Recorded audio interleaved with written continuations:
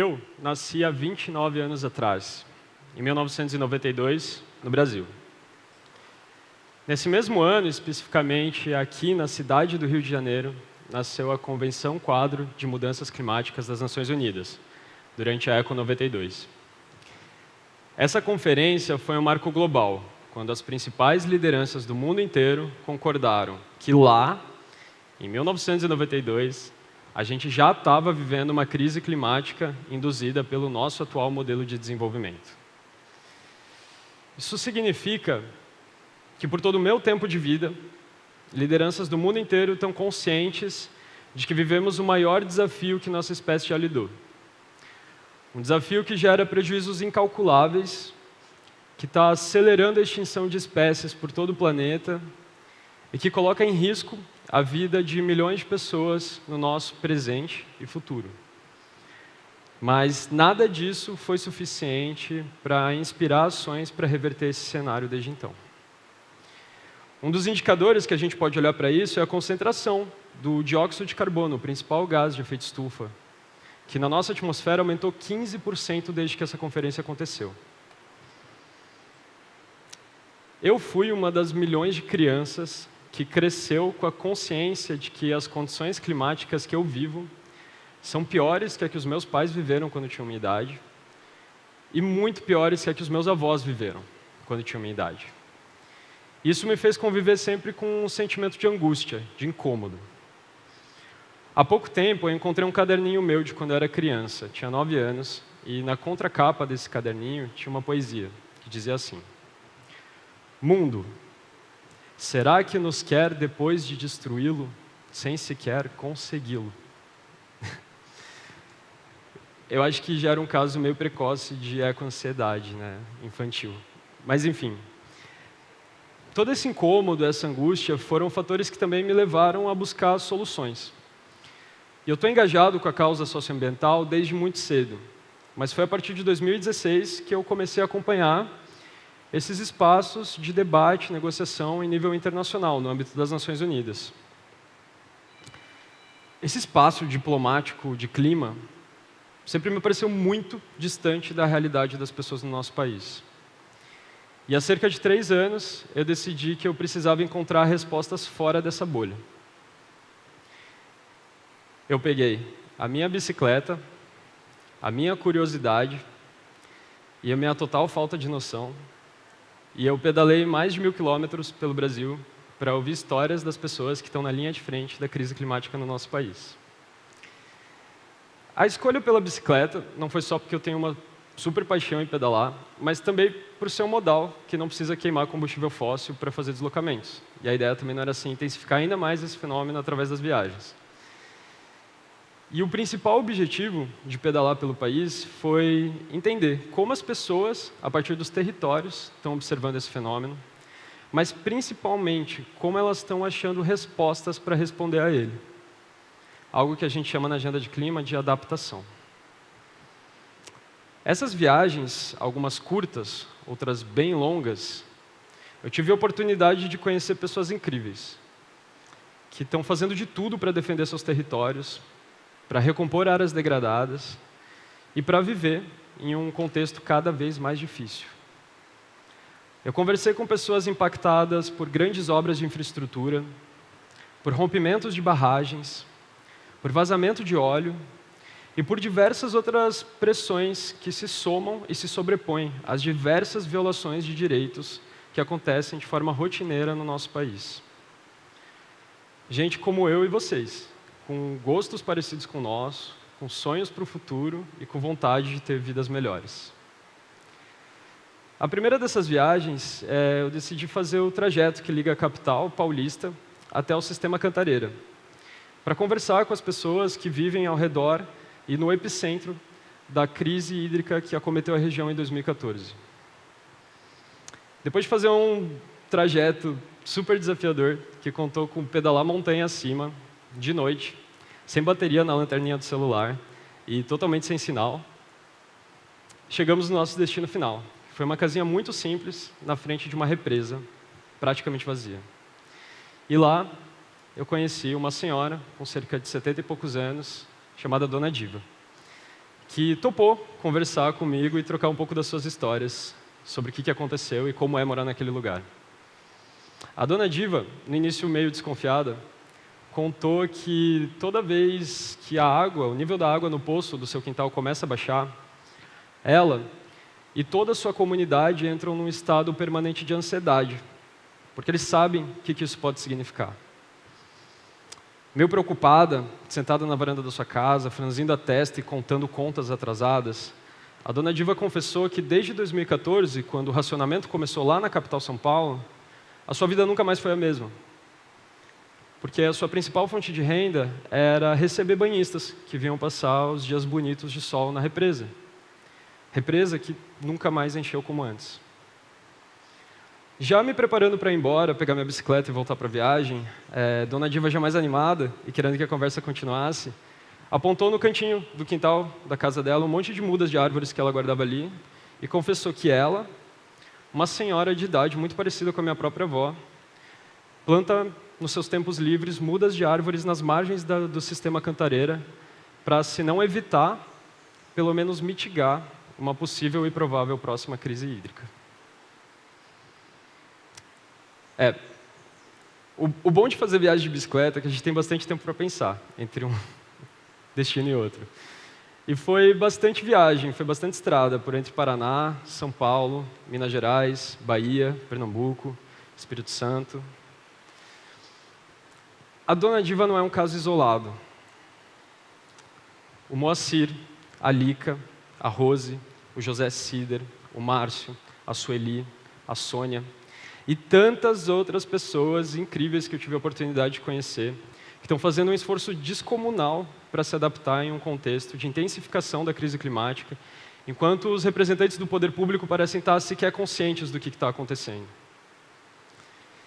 Eu vi essas pessoas implementando as mais inovadoras e criativas tecnologias sociais de adaptação. Coisas como recomposição da área impactada pelo óleo no litoral de Pernambuco com o plantio de mangue por parte das comunidades quilombolas que moram no local. E até mesmo a recomposição do cerrado, bioma tão impactado pelas monoculturas de soja, com o plantio de agrofloresta da agricultura familiar da reforma agrária no Distrito Federal.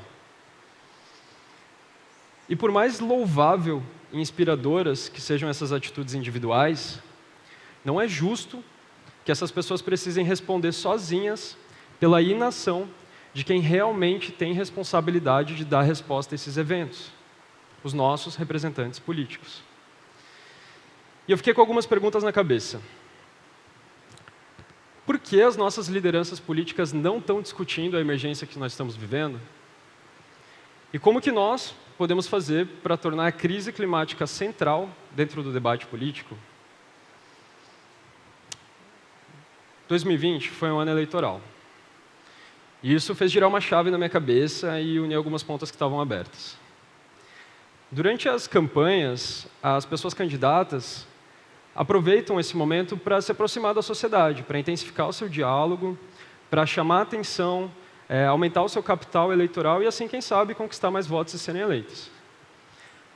Nesse período, por parte da sociedade, também é um momento muito importante, porque essa aproximação se mostra como um momento de colocar na mesa os projetos que a gente quer, já garantindo comprometimentos que possam ser monitorados e cobrados depois, caso essas pessoas sejam eleitas. E eu tive uma ideia. Por que não ir além das já batidas cartas compromisso, que geralmente a gente faz como sociedade civil durante as eleições, e, de fato, criar um curso e capacitar essas candidaturas? Não só conceitos básicos sobre mudanças climáticas, mas também exemplos de políticas públicas que elas poderiam adaptar aos seus contextos territoriais e usar para dar resposta a esses eventos. Depois disso, a gente divulgaria para o eleitorado quem foram as candidaturas que fizeram o nosso curso e que demonstraram que estão comprometidas com o clima. Assim, o eleitorado também poderia fazer uma escolha mais consciente. Assim, quem sabe, no final, a gente tivesse mais pessoas eleitas, preparadas para o que está acontecendo, conscientes do que está acontecendo. Esse era o nosso objetivo. Então, eu convidei colegas do ativismo e, depois de alguns dias trabalhando dia e noite, finais de semana, feriados, só com horas de trabalho não remuneradas e plataformas livres, a gente lançou o Clima de Eleição. O nosso objetivo era engajar, até o primeiro turno das eleições, nesse curso, 50 candidaturas em um município. Quando chegou no primeiro turno, a gente tinha chegado em 401 candidaturas, em 253 municípios, em todas as regiões do país. Mas o mais legal de tudo é que 21 dessas pessoas foram eleitas. E hoje elas ocupam cadeiras dentro do legislativo dos seus municípios. Tá, mas e depois das eleições? A eleição é só uma parte do processo. E a gente queria garantir que o conteúdo que estava no nosso curso se tornasse política pública de fato, na ponta, porque é disso que a gente precisa. Então a gente decidiu continuar trabalhando e criou a rede Mandatos C.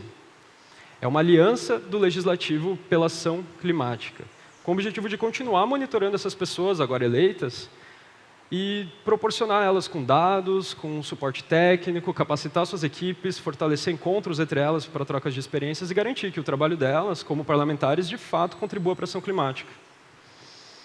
Desde então, mais gabinetes entraram para essa rede e agora a gente está com 42 lideranças em 37 municípios de norte a sul do país.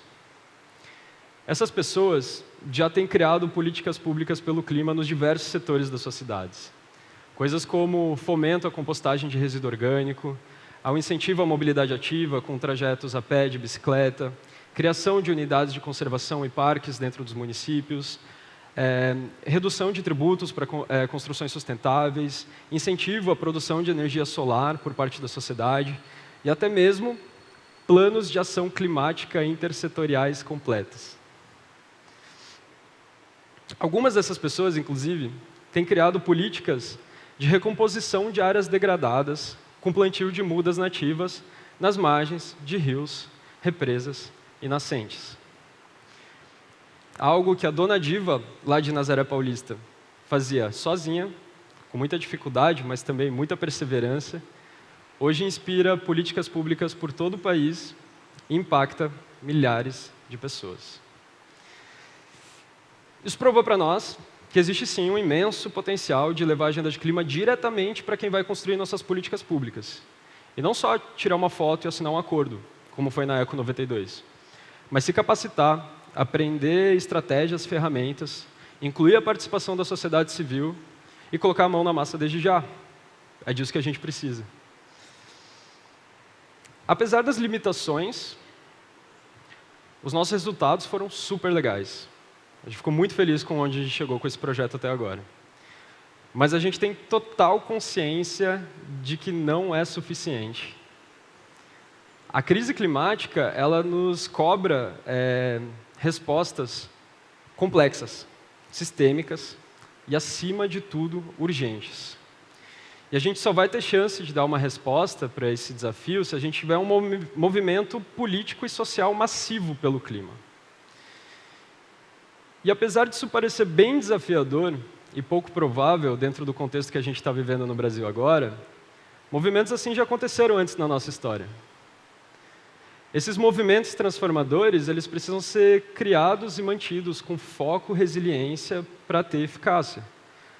Foi assim com o fim do apartheid, foi assim com o sufrágio universal, foi assim com todas as conquistas trabalhistas, democráticas e sociais. E a crise climática ela precisa ser levada da mesma forma. Afinal de contas, é o nosso presente e futuro que está em risco. E não fazer nada agora é assumir que muito mais pessoas terão vidas muito piores. Inclusive eu e vocês que estão aqui. Mas, para além disso, a maior parte dessa conta ela sempre vai cair para pessoas que têm classe, raça e gênero definidos, intensificando ainda mais as injustiças sociais que a gente vive no nosso país. 2022, teremos as eleições mais importantes da nossa história. Dessa vez para os níveis estadual e federal.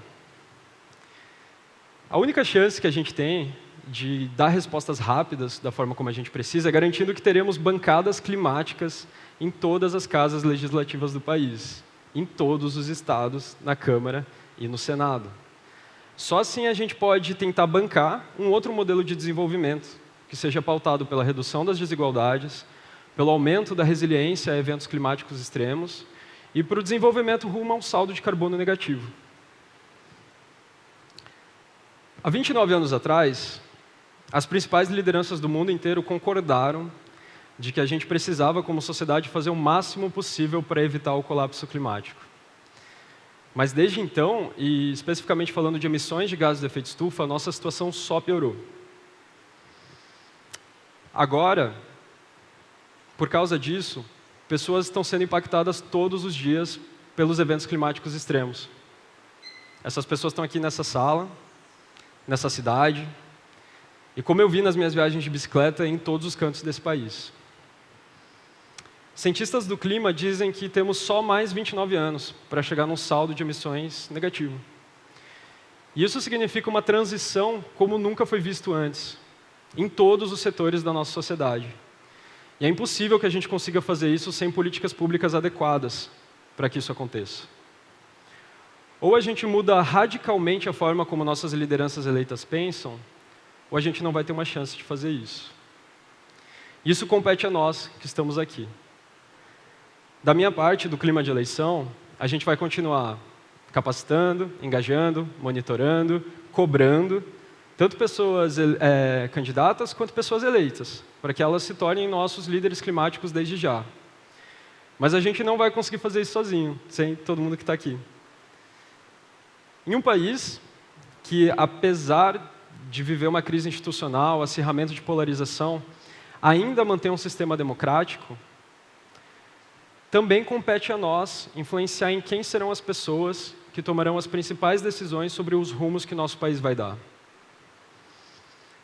Se serão pessoas preparadas para fazer essa transição acontecer, ou se serão pessoas engajadas e comprometidas a nos levar mais rápido para o colapso, também depende de nós.